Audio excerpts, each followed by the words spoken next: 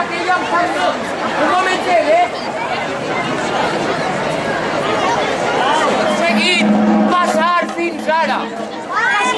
És ni més ni menys que la prova de la pata coixa. Sí.